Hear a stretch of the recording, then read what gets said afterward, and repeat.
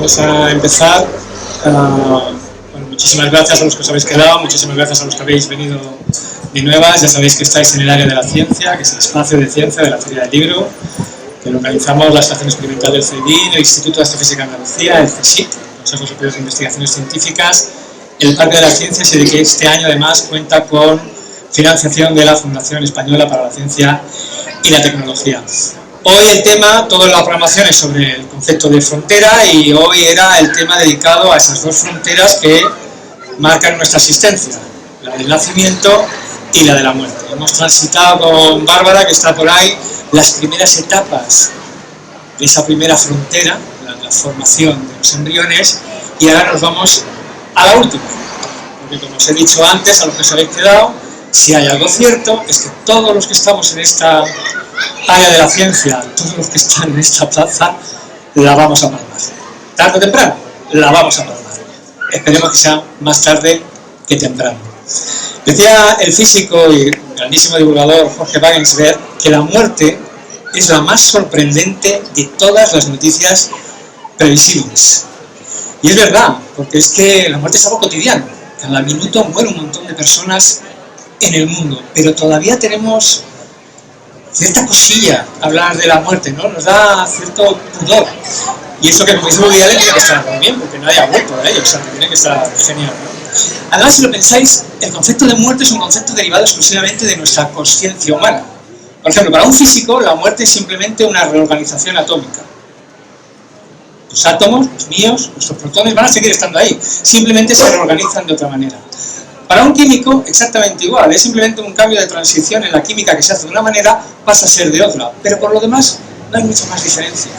Es nuestra consciencia la que carga, cultural, emocional, religiosa, como queráis, esas dos transiciones de fase que definen su existencia, el nacimiento y la muerte.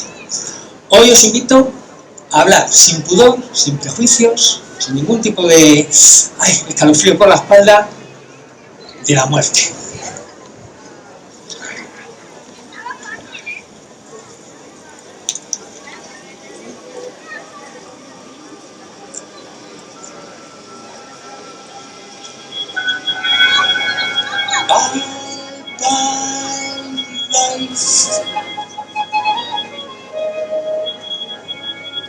Bye bye happiness.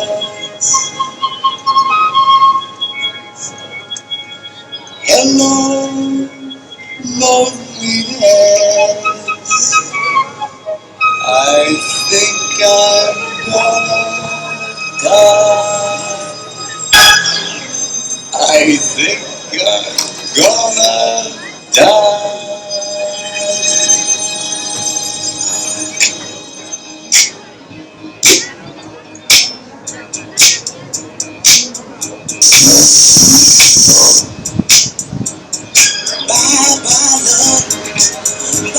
Sweet caress, hello emptiness. I feel like I could die. Bye bye your life goodbye. Bye bye my life goodbye. Bye bye your life goodbye. 2, 3, 4, 5, 6. Bye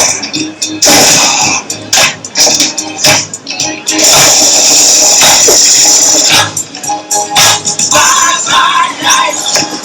Bye bye happiness. Hello, loneliness. I think I'm gonna die. I think he's gonna die. I think he's gonna die. I think I'm gonna die.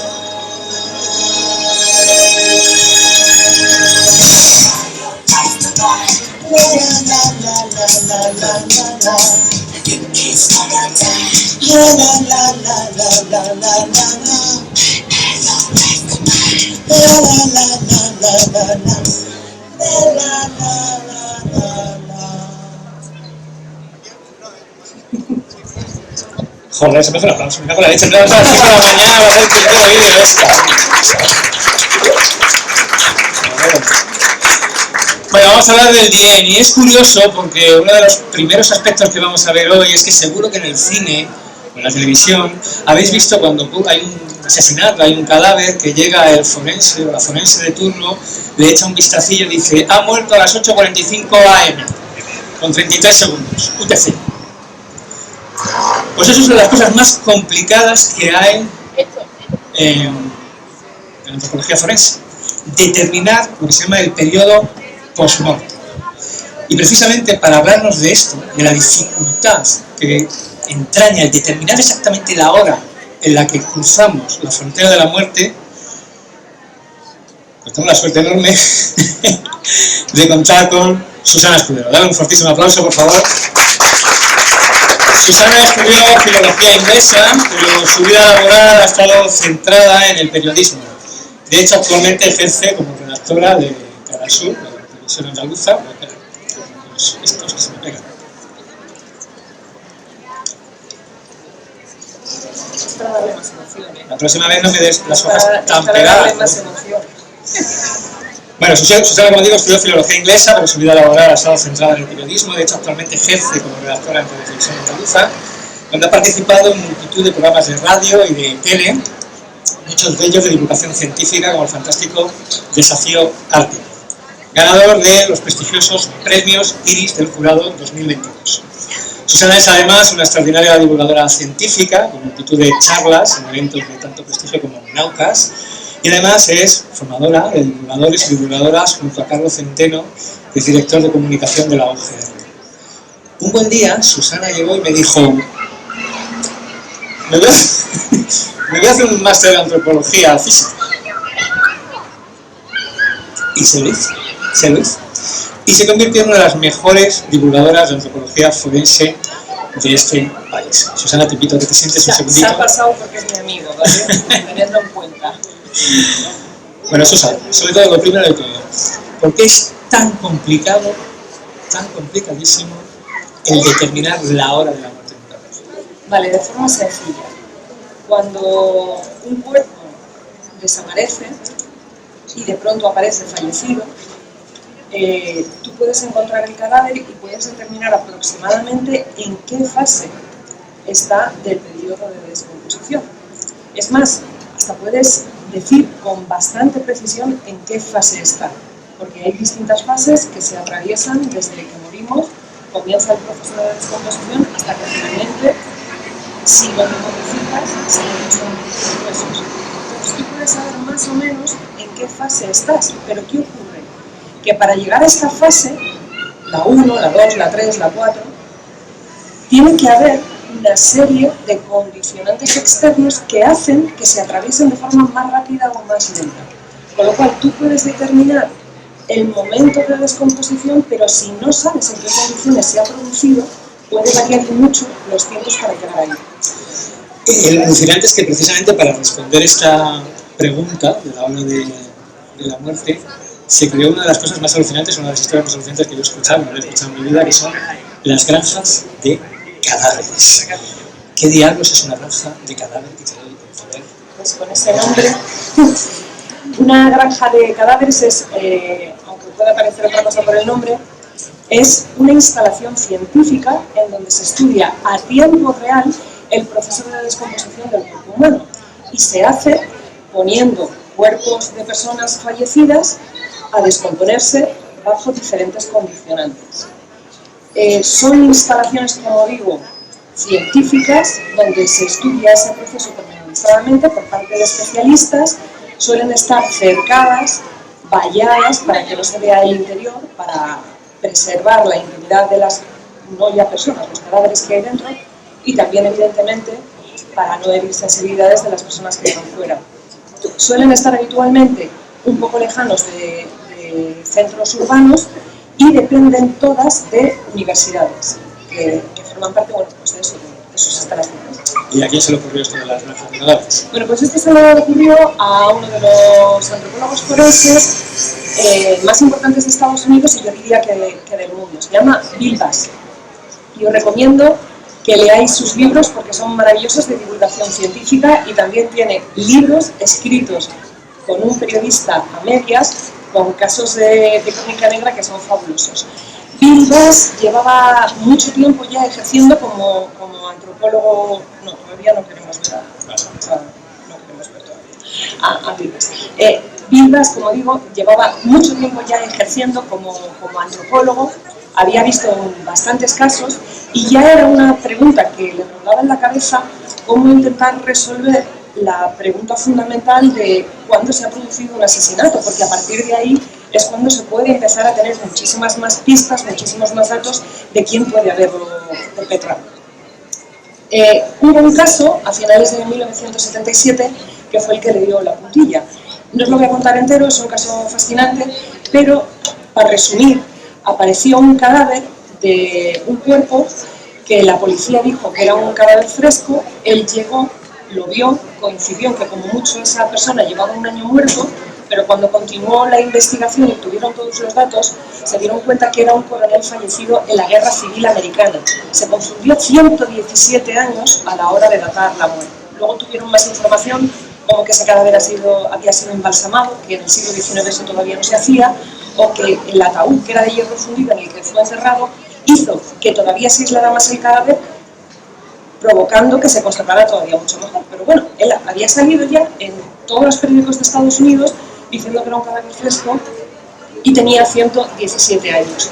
A partir de ahí, como os digo, no fue solo por este caso, fue por una trayectoria que ya llevaba, pero este caso sí fue el que le hizo determinarse a crear una instalación científica en la que estudiar el proceso de descomposición humana y 3 años después, en 1980, finales de 1980, abría sus puertas el Centro Antropológico Forense de la Universidad de Tennessee. Eso que estáis viendo ahí, el que está detrás de la valla es Vildas, esa es una imagen de la primera granja de cadáveres.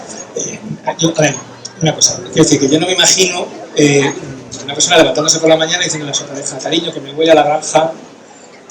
¿Cómo funciona una granja de cadáveres? Bueno, vamos a ver cómo funciona una granja de cadáveres, cómo se trabaja en el interior de estos sitios. Cuando se recibe un cuerpo, lo primero que se hace es recepcionarlo y se le quita el nombre que llevaba la persona en vida para mantener la intimidad poniéndole un código. Como curiosidad, cuando la primera granja de cadáveres fue abierta y determinaron qué tipo de código les iban a poner, la policía de Tennessee, cuando aparece un muerto, ponen primero 1977 y luego el orden en el que ese muerto ha aparecido, 1, 2, 3, 4. Bueno, en la granja de cadáveres lo hicieron al revés. Pusieron primero el orden que entraba el cadáver que tenían en la granja y después el año que tenían. Bueno, cada granja opta por una forma de nomenclatura, pero todos le dan un código a ese cuerpo. Se le toman métricas, como por ejemplo análisis de sangre, de pelo, etc. Y una vez que ya han tomado todas las métricas, todas las medidas que quieren, entonces es cuando le ponen en cualquier parte de la granja de cadáveres a que comience ese proceso de descomposición. Puede ser vestido, desnudo, en el interior, en el exterior, al sol, a la sombra, bajo el agua, todo lo que se os pueda ocurrir, en el maletero de un coche, todo lo que se os pueda ocurrir, todo se experimenta para obtener datos que luego poder utilizar cuando ocurre en un caso en la realidad. Aquí tenéis de nuevo a Vildas, con un cadáver al sol, y también puede ocurrir que los cadáveres se pongan en distintas partes de la granja, libres, como estábamos viendo en el caso de la imagen de Vildas, o protegidos con jaulas para evitar la acción de los animales carroñeros si eso no es lo que interesa estudiar en este caso. Todo este proceso es monitorizado y se toman métricas de radiación solar, de temperatura, de humedad, todas las métricas del mundo, que se cruzan con las métricas, con las mediciones que toman los científicos y científicas de los propios cadáveres para cruzarlas y de esta forma realizar modelos de descomposición humana. Cuando el proceso ha terminado del todo, los huesos se limpian, como estáis viendo ahí, y esos huesos entran a formar parte de la osteoteca, de la colección ósea de las universidades. Esto que estáis viendo es importantísimo porque estos huesos son una herramienta imprescindible para poder seguir desarrollando nuevas metodologías de investigación y sobre todo de identificación de cuerpos humanos. O sea, un único laboratorio de la muerte, vamos. Efectivamente, sí. ¿Y los cadáveres dónde salen? Bueno, pues los cadáveres salen de donaciones, ¿de acuerdo? vienen o de gente que vive en un tratamiento común, que no puede pagarlo, a veces quienes donan los cuerpos son los familiares de quienes han fallecido, donaciones. Hay gente que se hace donante, incluso en vida, y dice, pues yo quiero que cuando fallezca mi cuerpo vaya a una granja de cadáveres. Además, las granjas de cadáveres son menos restrictivas que los centros de medicina para aceptar cuerpos, porque de hecho en una granja de cadáveres se aceptan cuerpos de personas obesas, autopsiadas, que hayan donado órganos. La única línea roja que sí nos traspasa por razones obvias es que hayan fallecido de una enfermedad infecciosa. Bueno, ¿y qué han aportado las granjas de cadáveres entonces? Bueno, pues un montón de resultados de investigación, muchísimos, imposible que los contemos todos, ¿no? Pero por dar algunas pinceladas para que os hagáis una idea. Por ejemplo, en entomología, estudiando los insectos que intervienen dentro del proceso de descomposición, podemos saber, también estudiando esos insectos, en qué fase, en qué momento de la descomposición está ese cuerpo. ¿Qué tipo de insecto es? Porque claro, ya se sabe perfectamente cuál es la fauna de insectos que intervienen a lo largo del proceso. Es más, no solo qué insecto o insectos hay, sino en qué fases. ¿Es una pupa? ¿Es una crisálida? Con los insectos, evidentemente, pues tienes como una especie de reloj para saber cuánto tiempo lleva esa persona fallecida. Además de la entomología, estudiando los gases que desprenden los cadáveres. También a lo largo del proceso de descomposición se emiten gases. De hecho, los cuerpos se hinchan mucho en algunas de esas gases. Estudiando esos gases también podemos saber en qué momento estamos en descomposición. O estudiando los cambios químicos que se producen en el suelo donde están los cadáveres. Son unos cambios que también están hiper mega estudiados. Hago un análisis del suelo, veo qué cambios químicos se han producido y a partir de ahí puedo obtener mi reloj. Esto está produciendo, como ocurre muchas veces en ciencia, que empiezas a estudiar una cosa y le empiezas a encontrar aplicaciones nuevas. Pues he leído que en Estados Unidos quieren colocar detectores en drones para que desde el cielo sobrevolando puedan detectar los cambios químicos del suelo y así saber dónde hay un cadáver cuando lo están buscando. O sea que es una aplicación nueva que se ha obtenido a partir de... ¿Y hay más aplicaciones aparte de estas nuevas? De los cambios químicos del suelo, que yo sepa no, pero seguro que los hay, fijo, vamos, fijísimo. Y la última, ¿vale? Y quizá la que está ahora mismo en un boom increíble y es la más novedosa. Y es estudiando las colonias de bacterias que intervienen en el proceso de descomposición. Siempre se creía que esas bacterias eran las que nosotros tenemos en el cuerpo humano, pero ahora eso ya se sabe que no, porque por ejemplo también hay intercambio de bacterias con las que traen los insectos.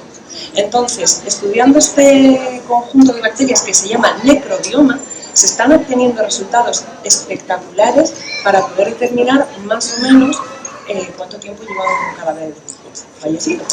Bueno, pero yo creo que allí te pongan una granja de cadáveres al lado de casa no tiene que ser el plato de gusto y seguro que ha habido voces en contra de este tipo de instalación.